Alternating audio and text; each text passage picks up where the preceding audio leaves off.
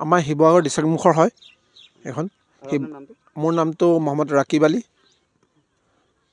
আমাৰ শিৱসাগৰ বিধায়ক অখিল গগৈ ডাঙৰীয়াই যিবিলাক কাম দিছিলে, কামবিলাক আপোনাৰ কিছুমান কাম আধাৰখিলা কৰিয়ে থৈ দিলে, কিছুমান কাম আপোনাৰ সম্পূৰ্ণ হৈছে, কিছুমান কাম চলি আছে। আৰু বিশেষকৈ আপোনাৰ 100ত মানে আপোনাৰ প্ৰায় 30% কাম হৈছে, 70% কাম হোৱা নাই।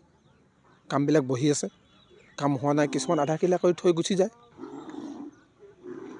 ভাবিছেনে আপোনাৰ অখিল গগৈ কাম কৰিছে নে নাই কৰা আপোনালোকৰ মতে? আমি দেখাত মানে কি আপোনাৰ কামটো যেনেকৈ আগবাঢ়িব লাগিছিলে, যেনেকৈ কাম কৰিব লাগিছিলে, তেনেকৈ কাম কৰা নাই।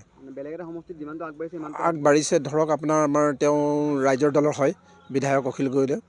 তেওঁ যিটো ইয়াত কামবিলাক কৰিম বুলি আহিছিলে, কাম কৰিম বুলি কৈছিলে, ৰাইজৰ আগত অৱগত কৰিছিলে কাম কৰিম বুলি, তেনেকৈ কামবিলাক আগবঢ়া নাই, কাম তেনেকৈ হোৱা নাই। বিশেষকৈ আমাৰ ৰাস্তাটো, গৰাখহনীয়াটো একোৱে কাম হোৱা নাই। গৰাখহনীয়া কাম বা ৰাস্তাৰ কাম একোৱে হোৱা নাই। আপোনালোকে যিখিনি প্ৰতিশ্ৰুতি দিলে সেইখিনি পূৰণ কৰিলে? পূৰণ কৰা নাই এতিয়ালৈকে।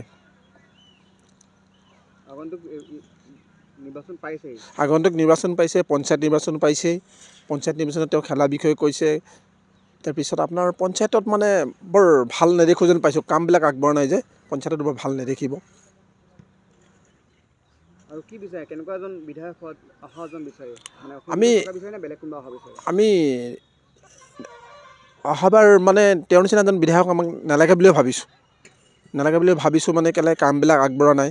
যেনেকৈ ধৰক মানে এতিয়া চৰকাৰটো আপোনাৰ চেণ্ট্ৰেলত বিজেপি চলি আছে, ষ্টেটত বিজেপি, পঞ্চায়তবিলাক বিজেপি চলি আছে।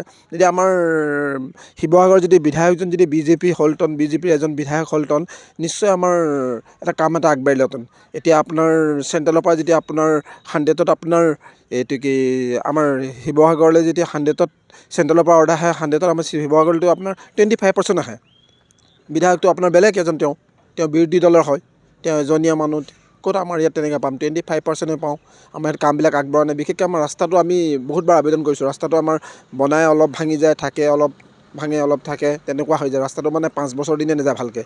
আৰু যিহেতু বাৰে বাৰে কৈ থাকে যে ৰংঘৰ প্ৰকল্প আনিছোঁ, তলাতল ঘৰ প্ৰকল্প আনিছোঁ, সেই ৰংঘৰ প্ৰকল্পৰ, তলাতল ঘৰ প্ৰকল্পৰ পৰা কিবা উন্নয়ন হ'ব বুলি ভাবেনে আপুনি? ৰংঘৰ, কাৰেংঘৰ, তলাতল ঘৰৰ পৰা আপোনাৰ উন্নয়ন হ'ব বুলি ভাবোঁ মানে তাৰ পৰা মানে কি এক শ্ৰেণীৰ মানুহ মানে ভাল শ্ৰেণীত যাব বিচাৰে, ভালত যাব বিচাৰে। তাৰ পৰা ধৰক মানে আমাৰ শিৱসাগৰখন এটা মানে জাকত জিলিকা এটা লিষ্টত যাব পাৰে।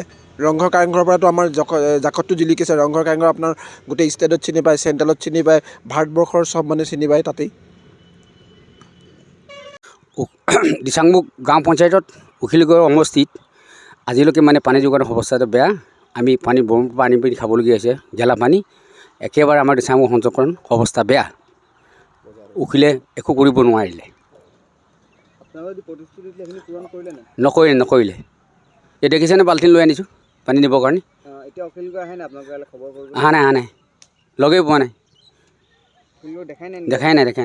যি আহিছিলে আৰু। এতিয়া পঞ্চায়ত নিৰ্বাচন আছে, কি ভাবিছে এতিয়া আমি চিন্তা কৰিম ৰাইজে যাক দিলে ভাল হ'ব, পানী যোগানটো আহিব, তাকেই দিম আমি ভোট।